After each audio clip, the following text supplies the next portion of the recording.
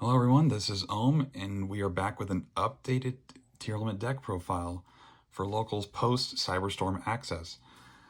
Now, this time I actually went undefeated with this deck, and I was facing some opponents like Pendulum Magician and even Super Heavy Samurai.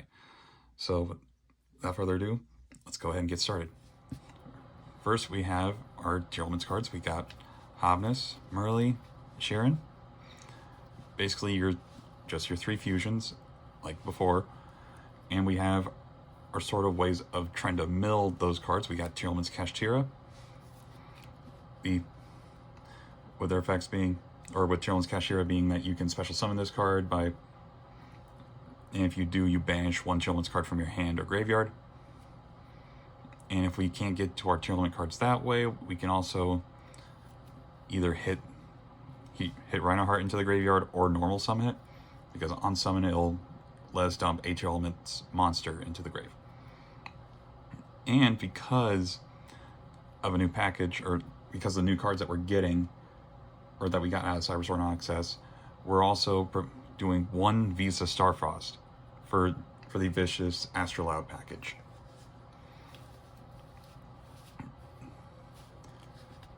Now to continue, we also have our Ishizu cards. Of course, we have one Agido, one Kelbeck for your mills, and then one Keldo and one Mudora for your shuffles. And for us to get our mills into the graveyard, we also have 3 copies of Diviner of the Herald, which is the normal summon that we're most likely going to hit. And also, if we do land one of them into the graveyard, they'll make it a level 6, which makes it really easy to synchro summon into Baron de Fleur. Next up, to access our Tearlaments Kashtira, we have 3 copies of Kashtira Fenrir. If you control my monsters, you're able to special summon this card, and while you have it, you're able to activate its effect on the field in order to add a Kashtira monster. Then we got a Shadal package, Hell Shadal Hollow to mill more cards, Shadal Beast to draw a card, and Squamata to dump a Shadal monster. Now, I'm not exactly sure how often I'm going to see use for Beast, since Droll is kind of rotated into this format. So, take risk what you will. And of course, to guarantee that we have names in our graveyard, we got 3 King of the Swamp, basically replacing the name of whatever fusion requirement that we need. So anything for Rolkalos, Kaleido Heart, or Grapha, something like that. Then we have our 2 Godarla, because I don't have Gamma Seal. I know, crazy, right? And 1 Kurikara. Now, I always thought that either I would run 3 Kaijus or 3 of Kurikara. It really does depend on the situation. It's up to you. So this is more of a flex spot than anything else. Next up, we got our spells. For our field spell, of course, we need to find our tiers as soon as possible, so we got 3 Primeval Planet. If we need to have a Kashtira starter, we got 1 copy of Pressured Planet. And to help search our field spell, we got Terraforming. Next up, we got 2 copies of Tearlaments Scream, basically for additional milling and to lower the attack point of our opponent's monsters. And this is a lingering effect, so even when it leaves the field, they're still down by 500 attack for the rest of the turn. And 1 Heartbeat. Heartbeat, I'm not seeing as much use for now, but it still has the effect of when it hits the graveyard, you're able to search for a Tearlaments trap in your graveyard and add to your hand.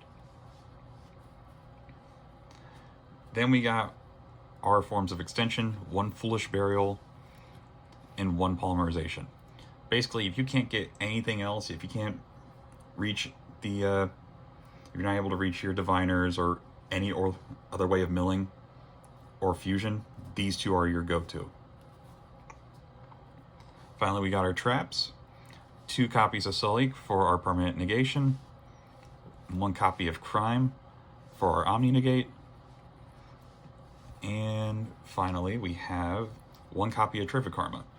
We're not really going to see use out of this for having Vicious Starfrost on the field, but when it hits the graveyard, we are able to banish it in order to add a speller trap that mentions Vicious Starfrost, which, fortunately enough, all of our Tearlaments cards, or all of our Tearlaments spells and traps, do mention Vicious Starfrost, including field spells. And I should mention that Vicious Starfrost is actually able to summon itself out just by targeting one of your monsters that's a different type and attribute and then destroy it, which means that it's also able to trigger our Tearlament cards if they're on the field.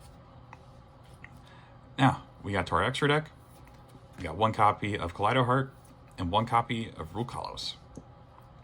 Kaleido Heart being our boss that spins a monster, and when it leaves the field, it gets to come back and send a Tearlaments card to the graveyard, which lets us go even further plus. And Rukalos being our Solemn Warning, and when it leaves the field, it can bring itself back, but since it's no longer treated as a fusion summoned monster, at that point, it only brings itself back once. Next up, we have Vicious Astraloud. Basically, you're able to bring this out at any point. It's an inherent fusion summon. You can summon it out by banishing 1 Vicious Starfrost and 1 monster with 1500 attack and 2100 defense. So, say for example, our Rhino Hearts, our Tearlaments Rhino Heart. So, you have to banish them from either the field or graveyard. Or graveyard, I should say. So, if you have a Rhino Heart on the field and a Vicious in the graveyard, you're able to just banish both of them.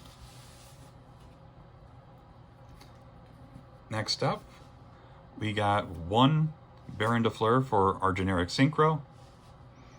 And we have Grapha as our secondary boss. Both of these being our Omni Negates for the deck. Or generic Omni Negates. Baron is a 1-time Omni, and on standby you're able to swap it out for anything in the graveyard. And Grapha just being a discard to negate, which, since it's changing the effect to discard 1 card, it's technically not negation, but it still gets our cards going. Next up, we have our Mecha Phantom Beast Draco Sack and Cherubini and Sprind package. Mecha Phantom Beast making the 2 tokens. Then we link those 2 tokens off to make Cherubini. Cherubini will let us dump King of the Swamp, and then we link the Mecha Phantom Beast in the Cherubini in order to make Sprind, and then the Sprind will let us dump them early. So this is basically what we get for our cash tier line if we start with Fenrir. Next up, we got Mud Dragon of the Swamp and Garura, Wings of Resonant Life. Now both of these, you can use these to unclock your hand in a sort of way, but you can also use them as super poly targets, because yes, we are putting super poly into the side for this deck, because no one else is running it. Next up, we got Predaplant Dragocepelia. Basically, if we have a fusion monster in our graveyard, we're able to shuffle it back or put it back into our extra deck in order to make this. And it's a soft once per turn. Place a Predator counter on it, or a Predator counter. And if you do, the monster's effects are negated while they have a Predator counter while this thing's on the field. Next up, since we are running the Shaddoll package, we may as well keep it. El Shaddoll Winda. Now this does hurt the Super Heavy Samurai cards quite a good bit, since there's no good way to out this card at that time. I mean, you can't play Super Heavy Samurai and say that you're using Dark Ruler no more on this thing. Next up, we got our generics. We got Baguska to slow down the game. Time Thief Redoer as another extender when we get 2 level 4s on the field. And Dark if we really can't get to our Tearlament monsters. You just need a Dark in any other monster.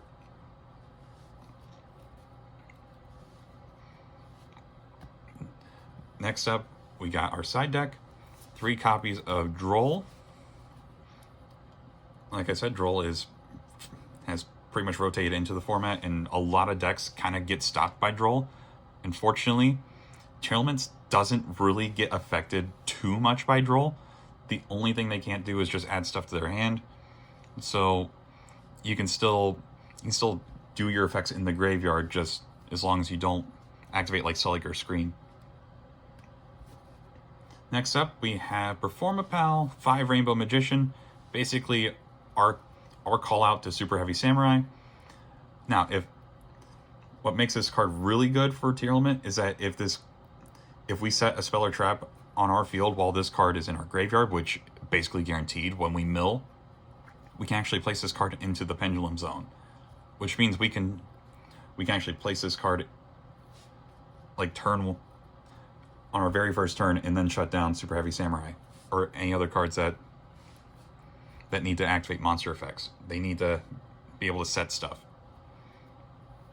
Next up, 3 copies of Super Poly, because a lot of decks seem to be running same attributes, or a good amount of them. Kashtira, not so much, so this card would basically be dead against that.